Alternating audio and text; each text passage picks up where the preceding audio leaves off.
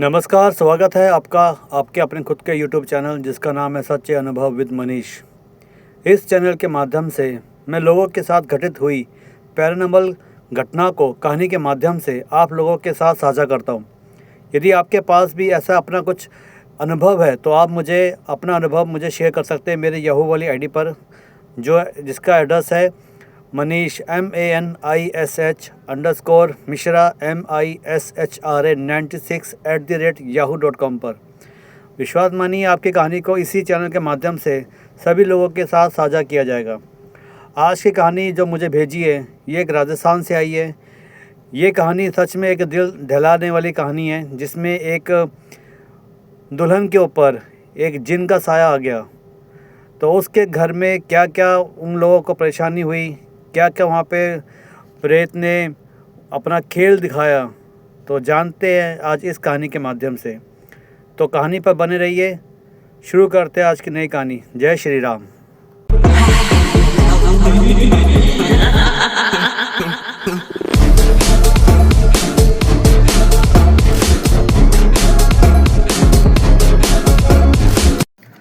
आज की कहानी भारत के राजस्थान ज़िले के फुलेरा से आई है।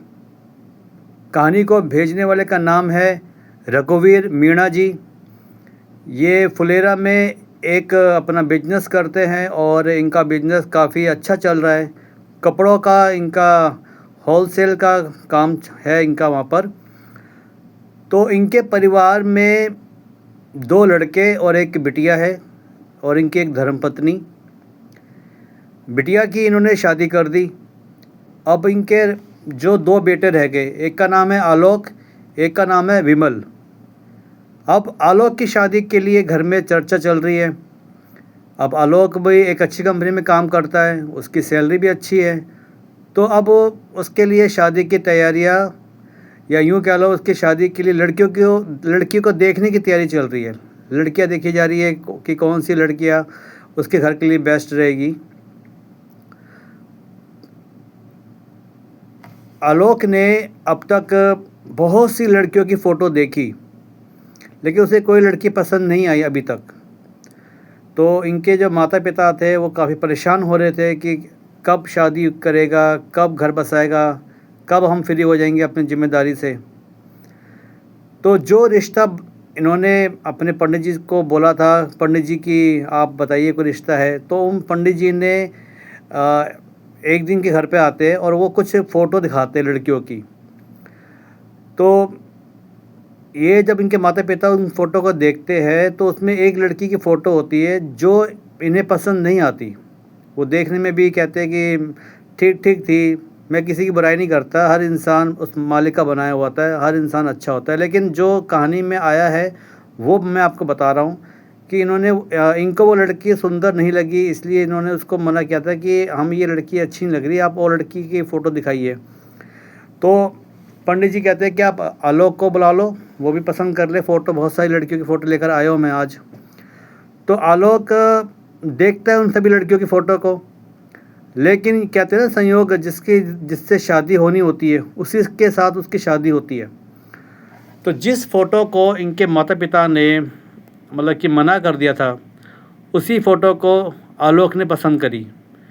आलोक ने कहा कि मुझे ये लड़की पसंद आ रही है, मैं इससे शादी करूँगा। तो इनके माता पिता ने बोला कि ये लड़की बेटा ना तो एक अमीर घर से है, ना ये ज़्यादा पढ़ी लिखी है, और तो इसको क्यों शादी के लिए पसंद कर रहा है, कोई और लड़की देख ले, इतनी अच्छी लड़कियों की फ़ोटो आए हुए हैं।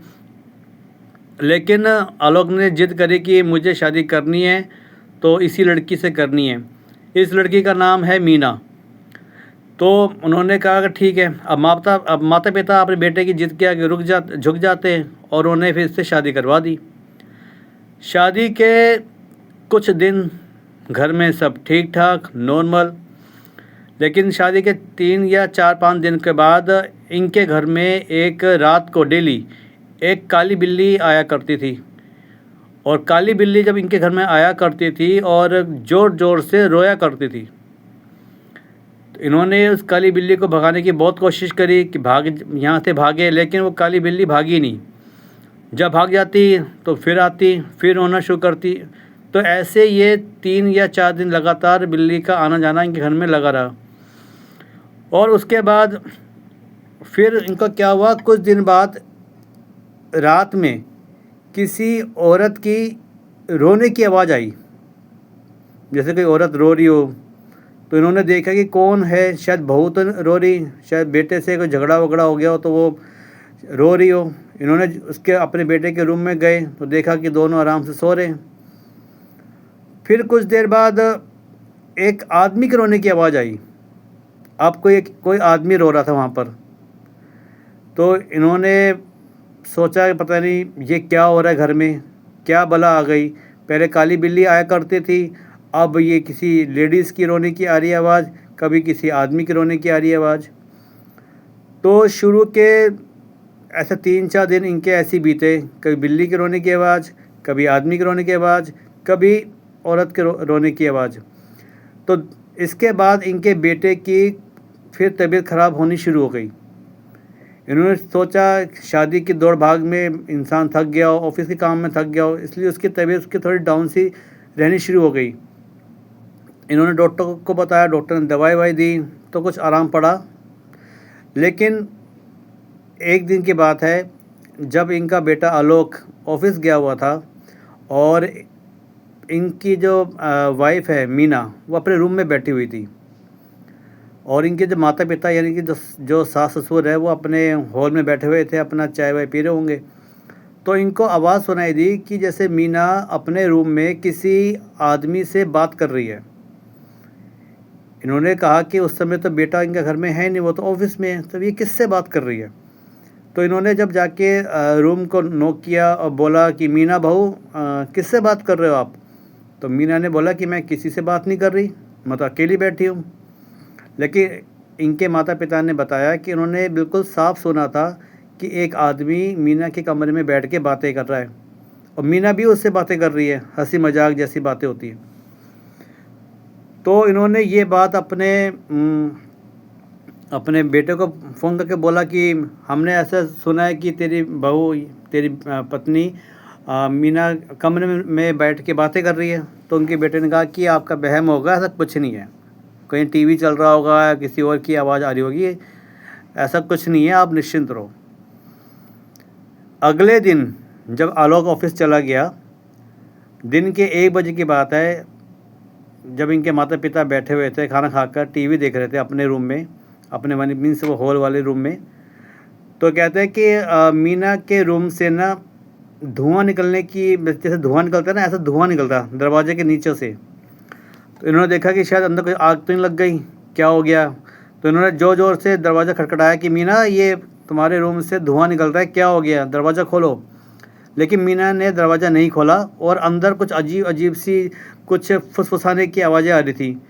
तो इन्होंने फिर जो मीना के रूम के साथ जो खिड़की थी, उस खिड़की को खोल के देखा तो देखते हैं कि मीना अपने रूम में बैठी है बीचों बीच ज़मीन पर और एक लाल घेरा बना रखा है, उसमें एक इंसान की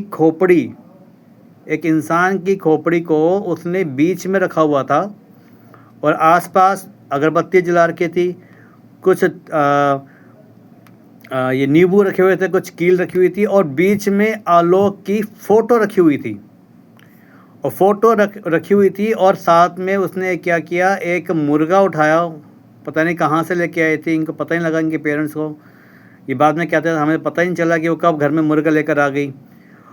तो इन्होंने देखा कि उसने मुर्गा लिया और मुर्गे को अपने मुंह से उसकी गर्दन काटी, किसी छुरे से या चक्कू से नहीं काटी, अपने मुंह में उसकी मुंह को दबाकर काट के दांतों से और उसके खून को वो आलोक की फ़ोटो के ऊपर चढ़ा रही और प्लस उस खोपड़ी के ऊपर भी चढ़ा रही उस खून को।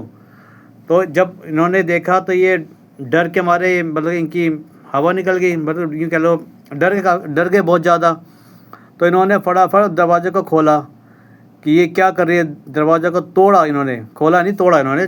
जब दरवाजे को तोड़ा और देखा कि वो ये ऐसे कर रही है, उसको चिल्लाई ये तो क्या कर रही है ये।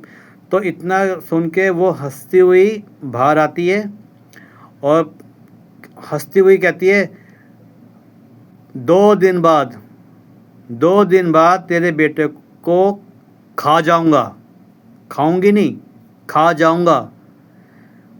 मुझे तेरा बेटा पसंद आ गया, इसको खा जाऊंगा, 2 दिन बाद इसको लेके जाऊंगा, तेरी बहू को भी ले जाऊंगा। ऐसा कह के वो वहाँ पर गोल गोल घूमी और गिर गई। ये लोग इतने घबरा गए, इन्होंने अपने बेटे को फ़ोन किया। बेटे ने बोला कि मैं आता हूँ माँ, फटाफट आता हूँ। इसका बेटा ऑफिस से आ गया। तो ये सब चीज़ें ना इनके पास पड़ोस में एक अम्मा जी थी, वो अम्मा जी देख रही थी और सुन भी रही थी। तो वो आई कि बोली इनके आलोक की माता जी को कि सविता नाम था इनको, जैसे बताया, सविता तेरे घर में किसी ने बला छोड़ दी, और बला कोई छोटी मोटी नहीं है, ये घर को बर्बाद कर देगी, घर के एक एक मेंबर को वो कच्चा खा जाएगा। जब ये बात उस अम्मा जी ने सविता जी को बोली, यानी कि आलोक की माता जी को बोली, तो आलोक के जो सविता जी थी वो एकदम सुन हो गई। वो बोली, हे भगवान, किसने ये कर दिया? मैंने किसी का बुरा नहीं किया, कौन ऐसा जो मेरे पीछे पड़ गया, मेरे परिवार के पीछे पड़ गया?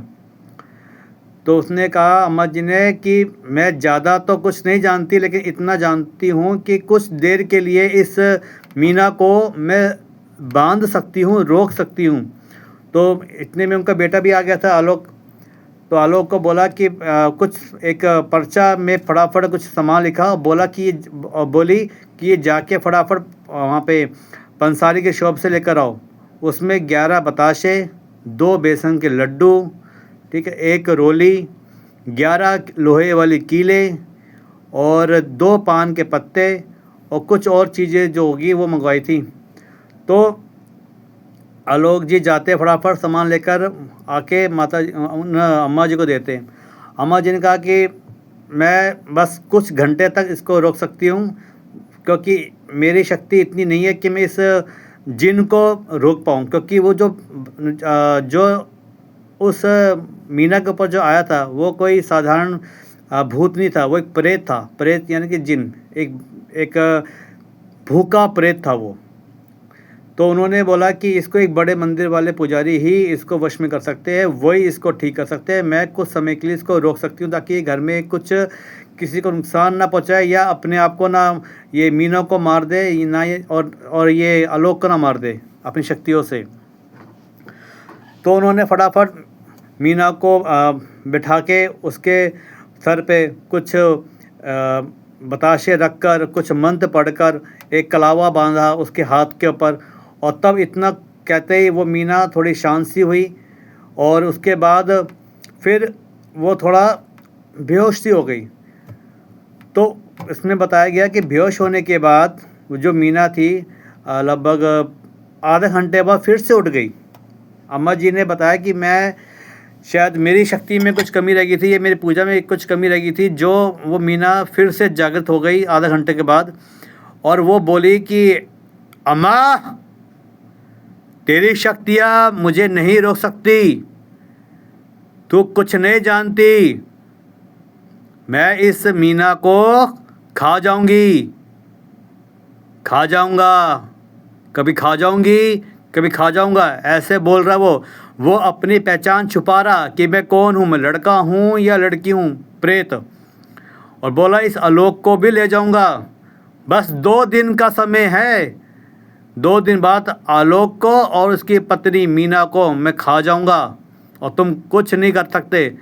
ऐसे कहता हुआ वो मीना या वो प्रेत उसके माध्यम से घुटनों के बल चलता चलता पूरे कमरे में घूमने लग गया, और हर दीवार पे अपना सर मारने लग गया कि जान से मार दूंगा, इसको ले जाऊंगा, तेरी बहू को भी ले जाऊंगा, तेरे बेटों को भी ले जाऊंगा। ऐसे क्या के पूरे सर को दीवार से मार के सर को उसने लहूलुहान कर दिया।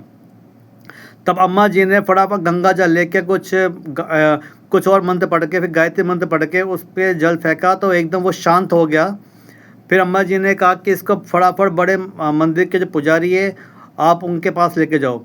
तो वो पुजारी जो थे वो जो आलोक के पिताजी है उनके वो मित्र थे। तो इन्होंने फटाफट अपने मोबाइल से उनको फ़ोन किया और सारी कहानी को बताया कि मेरे साथ ऐसा हो रहा है। तो पंडित जी ने कहा कि अकेला वो तुम्हारी जो बहू है मीना, वो अकेली नहीं आ सकती, क्योंकि उसको वो आने नहीं देगा बड़े मंदिर में। मैं यहाँ से अपने साथी भेज रहा हूँ, जो उसको बांध कर, रस्सी से बांध कर नहीं, मंत्रों से बांध कर उसको मेरे सामने लेकर आएंगे, तो मैं इसके अंदर जो प्रेत है उसको निकाल पाऊँगा। तो कुछ देर के बाद 2 पंडित जी के साथी आते, वो भी पुजारी होते। तो उन्होंने उस मीना को, यानी कि बहू को, कुछ लाल कपड़े से कुछ क्या किया, कुछ लाल कपड़ा एकदम उनके माथे के ऊपर रख दिया, और कुछ एक नारियल लेकर आए थे, नारियल इसके आसपास घुमा के कुछ मंत्र पढ़ा। और फिर वो एकदम मंत्र पढ़ने के बाद जो इनकी बहू थी मीना, वो एकदम शांत हो गई। फिर इन्होंने फटाफट गाड़ी में उसको बिठा के, वो अम्मा जी भी आई साथ में, वो गाड़ी में बिठा के इनको जैसे लेके जाने लगे, तो आसपास के लोग इकट्ठे हो गए। लोगों ने देखा कि ये क्या हरकत हो रही है, तो लोग भी इनके साथ साथ वहाँ पर बड़े मंदिर की ओर चलने शुरू हो गए। गाड़ी में बिठा कर जब इनको मंदिर में लेके जाते, तो वहाँ जाकर जैसे ही ये मंदिर में मंदिर के परिसर में एंट्री करती है, ज़ोर ज़ोर से कूदना शुरू करती है, उछलती है ज़ोर ज़ोर से, मुझे नहीं जाना यहाँ पर, मुझे नहीं जाना यहाँ पर, मुझे छोड़ो, मुझे छोड़ो, ऐसे कह के वो ज़ोर ज़ोर से कूदने लगी, चिल्लाने लगी। तो उसके बाद वो उन जो पंडित जी के पुजारी थे, पंडित जी के जो साथी थे, उन्होंने उनको मंत्र से पढ़कर मंदिर के परिसर में लेकर आए। और इधर पंडित जी पहले से ही सारी तैयारी करके बैठे हुए थे। हवन कुंड पूरा प्रज्वलित हो रहा था। एक लाल घेरा बना रखा था, उसके चारों तरफ काफ़ी इन्होंने पूजा की सामग्री रखी हुई थी, और साथ में एक हनुमान जी की मूर्ति उन्होंने रखी हुई थी। उस मीना को वो जो साथी होते हैं लेकर आते, और वहाँ पर उस लाल घेरे के पास उसको बिठाते हैं। जैसे लाल घेरे के पास वो आती है, वो मीना एकदम, जैसे लोगों ने बताया, जैसे वहाँ के उन लोगों ने जो अनुभव किया, जो देखा, कि मीना एकदम होश में आके, और वहाँ पर जो दीवारें थी, उन दीवारों पर आपने कभी देखी है छिपकली कैसे चलती है, चिपक के ना? तो ये मीना वहाँ पर चिपक के उन दीवारों के ऊपर चलनी शुरू हो गई। तो ये घटना देखकर लोग इतने डर गए, वहाँ से लोग भागने लग गए कि हमने पहली बार देखा है किसी इंसान को, आज तक कहानियों में, फिल्मों में देखा है कि कोई इंसान छिपकली की तरह दीवार पर चलता है। और उसको देख के वहाँ के लोग काफ़ी डर से गए, कईयों ने वीडियो भी बनाई होगी, पता नहीं। तो फिर पंडित जी ने फटाफट अपने मंत्रों से एक जल लिया, और जल को उसके ऊपर फेंका, वो एकदम दीवार पे चिपकी हुई थी, एकदम धम से नीचे गिरी। उसको लेकर आते, फिर उस लाल घेरे के अंदर बिठाते हैं। लाल घेरे के अंदर बिठाकर पहले पंडित जी ने हनुमान जी को प्रणाम किया, उनसे प्रार्थना करी कि इसके अंदर जो भी प्रेत बाधा है उसको निकालिए, आपका नाम लेकर मैं इस बिटिया की रक्षा करने के लिए एक मंत्र पढ़ने जा रहा हूँ, ताकि वो प्रेत इसके शरीर से निकल जाए। तो उन्होंने क्या किया, इसको बिठाकर एक रोली इसके माथे पे लगाई, और हनुमान जी का सिंदूर इसके माथे पर लगाया। हनुमान जी का सिंदूर जैसे ही लगाया पंडित जी ने, ये इतनी ज़ोर से चिल्लाने लगी, और प्लस जब चिल्ला रही थी तो उसके अंदर एक आदमी की आवाज़ आ रही थी कि मुझे छोड़ दो, मेरा सर फट जाएगा, मैं नहीं झेल पाऊँगा, ये हनुमान जी का सिंदूर हटा मेरे सर से, मैं मरा जा रहा हूँ, मेरा दम घुट रहा है। तो पंडित जी ने कहा ठीक है, तेरे को छोड़ दूंगा, लेकिन तू इसके शरीर पे क्यों आया, इसने तेरा क्या बिगाड़ा था? उसने बोला मैं आया नहीं हूँ, मुझे भेजा गया है। इसी के किसी एक नाम बताया, नाम मैं यहाँ से नहीं बताऊँगा, वो रिलेशन में उनके चाचा लगते हैं। कह रहे उसने मुझे भेजा है इसको बर्बाद करने के लिए। वो नहीं चाहते कि उनके छोटे भाई का परिवार, नहीं बड़े भाई का परिवार ठीक से चले, वो इसको बर्बाद करना चाहते हैं। इसलिए उन्होंने आलोक के शरीर में मुझे भेजा, ताकि मैं इसको अमावस्या की रात में इसको ख़त्म कर दूं, और साथ में इसकी पत्नी को भी खा जाऊं, और पूरे परिवार को मैं बर्बाद कर दूं, रोड पर ले आऊं, इनको फ़कीर बना दूं, भिखारी बना दूं इनके पूरे परिवार को। इसलिए मुझे भेजा गया था, और मैं शमशान से मुझे भेजा गया है। मेरा कोई शौक़ नहीं, लेकिन मुझे भेजा गया है इसको बर्बाद करने के लिए। तब पंडित जी ने कहा कि तू क्या चाहता है इसको छोड़ने के लिए? तो उसने कुछ अपनी मांग बताई, तो वो पंडित जी ने उसकी मांग को पूरा करवाया, और फिर उसको वचन दिया कि आज के बाद तो कभी इसके शरीर में नहीं आएगा, ना किसी और को परेशान करेगा। उससे वचन लिया उस प्रेत से।